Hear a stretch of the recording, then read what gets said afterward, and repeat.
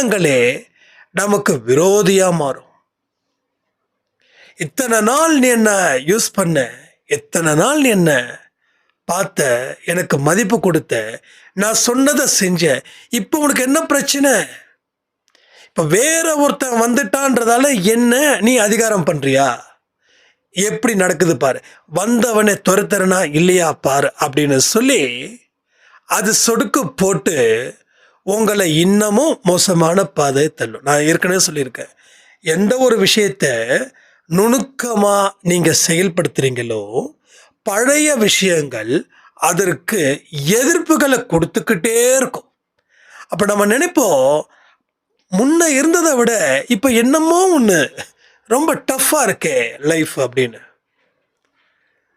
அந்த டஃப் என்ன அப்படின்னா, உங்கள் பழைய எண்ணங்கள் கூட்டு சதி பண்ணுது. இப்போது ஒரு யூனியன் இருக்குது, ஒரு பெரிய ஒரு இண்டஸ்ட்ரீஸில் நீங்கள் ஒர்க் பண்ணுறீங்க.